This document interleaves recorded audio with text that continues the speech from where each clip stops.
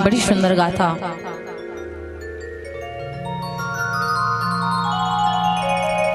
आप सभी भक्त लोग कल श्रवण पान कर रहे थे कि भगवान की जब तक कृपा नहीं होगी अपने ऊपर तब तक भगवान की कथा नहीं मिलने वाली। जिसके ऊपर बड़ी भगवान की कृपा होती है उसी को भगवान की कथा सुनने को मिलती है। महाराज भगवान कहते हैं कि मेरे दरबार में जो आता है उसको मैं पहली भक्ति प्रदान कर देता हूं। रामचरितमानस में लिखा है, रामचरितमानस में लिखा हुआ है, सवरी को भगवान श्री राम जी बता रहे हैं, सवरी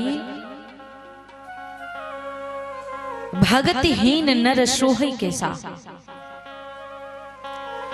अगर भगत नहीं है, अगर भगवान की यदि हमारी भक्ति किसी भी व्यक्ति के भीतर नहीं है, वो व्यक्ति बेकार है। जिस प्रकार बिना पानी के मछली बेकार होती है, जिस प्रकार पानी समाप्त हो गया हो, मछली पड़ी हो तो मछली की मृत्यु हो जाएगी। उसी प्रकार से अगर यदि मनुष्य के जीवन में भक्ति नहीं है तो मनुष्य बेकार है। इस कलयुग में आप कर्म करिए। हम बहुत सारे लोग कहते हैं कि ब्रह्मा जी ने मेरे कर्म अच्छे नहीं लिखे। महाराज जी, ब्रह्मा जी गलत नहीं लिखते आपके बारे में। भगवान ने कर्म रूपी कलम दिया है हम सभी भक्तों को। भगवान हम सब लोगों को कर्म रूपी कलम दिए हैं। जैसा हम लिखेंगे वैसा ही हमारे जीवन में होगा। अगर हम अपने कर्म अच्छे करेंगे तो मेरे संग में सब अच्छा ही अच्छा होगा। अगर मेरे कर्म अच्छे नहीं हैं तो मैं चाहकर भी अच्छा नहीं कर सकता। एक जगह पर मैं कथा करने गई तो वहां के भक्त पूछने लगे कि दीदी जी ये बताओ, इस जन्म में मैं बहुत पुण्य करता हूं। जब से मेरा जन्म हुआ है तब से ना जाने कितने लोगों के संग मैंने सहायता करी है। मैं अपने जान भर में किसी के बारे में कभी गलत नहीं सोचता। अपने जान भर में किसी के बारे में गलत नहीं किया, फिर भी भगवान मेरे संग में ही क्यों गलत कर रहा है? उन्होंने ये प्रश्न किया। तो एक बड़ी सुंदर कथा है। एक गांव में कसाई रहता था। एक गांव में एक कसाई रहता था। वो कसाई एक बार गैया को खरीदता है। इस कथा को बढ़िया से सुनिएगा ध्यान लगा करके। जब वो कसाई एक गैया को खरीदा, गैया को खरीद करके लिए जा रहा था, अपने मन में यही लगाए बात, यही सोच रखे हुए था कि गैया को लेकर जाऊंगा, गैया को कटवा करके इसका मांस महंगा बिकेगा तो इसको काट कर बढ़िया से बेचूंगा तो पैसा ज्यादा कमाऊंगा। लेकिन जिसके ऊपर भगवान की कृपा होती है उसको कोई मारने वाला नहीं होता है।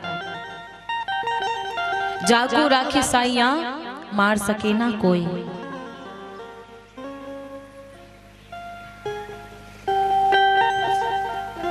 आज वो कसाई गैया माता को जब लिए जा रहा था महाराज, एकदम से वो गैया छुड़ा करके बड़ी दूर भागी जा रही है। गैया डोर को छुड़ाती है, बड़ी जोर से भागी बड़ी दूर निकल गई। कसाई उस गैया के पीछे बहुत दूर तक निकल जाता है। उस रास्ते में एक घास छोड़ने वाला किसान मिल गया। अपने जानवरों के लिए वो घास छोड़ रहा था। कसाई ने उस व्यक्ति को देखा, बड़ी जोर की आवाज लगाई, ओ भैया रुको जरा, देखो मेरी गैया भागी जा रही, इसको पकड़ लो। घास छोड़ने वाले ने उस कसाई को देखा, उसके हाथ में बड़ा सा फरसा था, बांका था उसके हाथ में कसाई के। घास छीलने वाले ने एको बार ये नहीं पूछा कि भैया गैया को क्यों पकड़ लूं, हाथ में एक बांका क्यों लिए हो। एक बार भी उस घास छोड़ने वाले नहीं पूछा, जा करके एकदम से पकड़ लिया गैया माता को।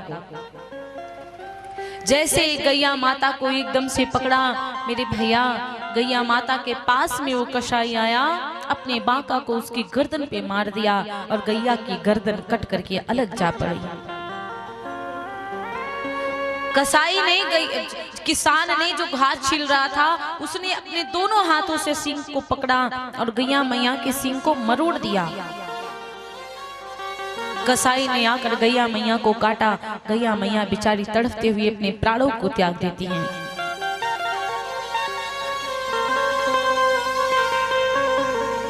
महाराज, कहा जाता है पूर्व जन्म में वही कसाई, पूर्व जन्म में वही कसाई एक पुरुष बनता है, किसान। इस जन्म में कसाई था, बाद में जब बना तो किसान बना। काम बहुत अच्छे कर रहा है। एक बार एक कंवरिया आया, कंवरिया पैदल पैदल जा रहा था। कंवरिया को देखा एक किसान था, वो किसान जाकर अपने खेत की तरफ गया था। कंवरिया को देखा तो कहने लगा, बाबा रात्रि होने लगी है, आप पैदल महादेव जाओगे तो कहाँ पे ठहरोगे? एक काम करो, ये अपना कांवर को लेकर मेरे घर को चलो और घर पे हमारे ठहर लेना। और जब घर को वो किसान कांवरिया को लेकर के पहुंचा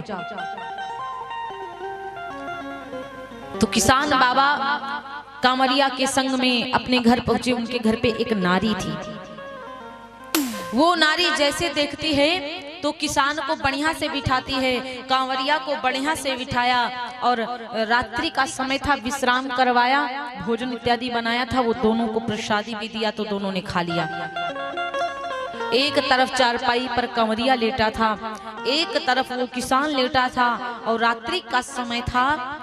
उसकी पत्नी बांका लेकर के आई और अपने पति के शीश को काट कर कांवरिया की कांवर में छुपा दिया। जब कांवरिया की कांवर में छुपाया, प्रातः 4 बजे जब ब्रह्म मुहूर्त के तो चिल्लाना चालू करती, झूठ लगाने लगी, कहने लगी, अरे गांव वालों देखो ये कांवरिया कितना दुष्ट है, इसने मेरे पति को चोरी के चक्कर में रात्रि में बांका से काट दिया। आप लोगों को यदि विश्वास नहीं है, इस कांवरिया की कांवर में झांक करके देखो, मेरे पति का शीश मिलेगा। गांव वालों ने कांवरिया को पकड़ा, कांवरी को खोला तो देखा कटा हुआ शीश रखा है। कुछ गांव वालों ने कहा ये कितना दुष्ट है, रात्रि में इसको आराम दिया, रात्रि में इसको भोजन पवाया और ये इतना दुष्ट निकला कि अपने जिसने इसको भोजन दिया उसी को मार दिया, इसके दोनों हाथों को कटवा दो। क्या रोने लगा, नहीं नहीं महाराज, मैंने नहीं काटा है इसके गले को, मैं अगर काटा होता तो भाग गया होता। ये नारी मुझे फंसा रही है, ये नारी झूठ बोलती है, मैंने नहीं काटा। ये तो बाबा मुझे रात्रि में बुलाकर अपने घर लाए थे कि चलो भोजन खाकर आराम करना, फिर कांवर उठाना, चल जाना, इसलिए मैं आया था, मैंने इसके शीश को नहीं काटा। नारी कहती है झूठ बोलते हो तुम। ये गांव वालों, मैं झूठ नहीं बोलती, मेरे पति तो इसको सहारा दिए थे, मेरे पति तो इसको बुलाकर घर लाए, रात्रि में भोजन पवाया और ये चोरी करने के लिए जब पहुंचा तो मेरे पति इसको झपट करके रोकने का काम करते कि चोरी ना करो, लेकिन इसने झपट कर मेरे पति की ही गर्दन उड़ा दिया। लोगों ने क्रोध में आकर कांवरिया के दोनों हाथों को काट दिया। दोनों हाथों को काट कर कांवरिया को बाहर गांव के फेंका और जब गांव के बाहर फेंका, कांवरिया बहुत रो रहा था। वहां पर एक साधु जी निकले, देखा कि कांवरिया बहुत चिल्ला रहा है और रो रहा है। साधु जी ने कहा, बताओ किस लिए तुम्हारे हाथ काटे गए, क्या कारण है जो तुम्हारे हाथ काटे गए, मुझे सच सच बताओ। उस कांवरिया ने कहा, बाबा मेरी कोई गलती नहीं थी, मैं तो रात्रि में इसके घर विश्राम करने गया और जब विश्राम करने के लिए गया तो कहाँ रख दी, ले आओ। रात्रि में मैं इसके घर विश्राम करने गया और जब विश्राम करने गया था तो इस नारी ने ही अपने पति का सर काटा, लगा दिया दोष मुझे।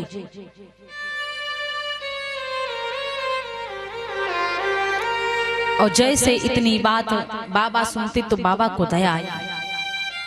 कांवरिया ने कहा बाबा कृपा करो, किसी न किसी तरह से ये कांवर उठाकर मेरे कंधे पर बांधो, मैं बाबा भोलेनाथ के पास लेकर जाना चाहता हूं। संत भगवान को बड़ी दया आई। संत भगवान ने कांवरिया के कंधे पर कांवर को बांध दिया। जैसे तैसे करके वो कांवरिया बाबा भोलेनाथ के दरबार को पहुंचा, रुदन करना प्रारंभ किया, रोने लगा। भगवान भोलेनाथ जी प्रकट हो गए। भगवान भोलेनाथ को दया आई कि मेरे भक्त के हाथ बिना गलती कट गए।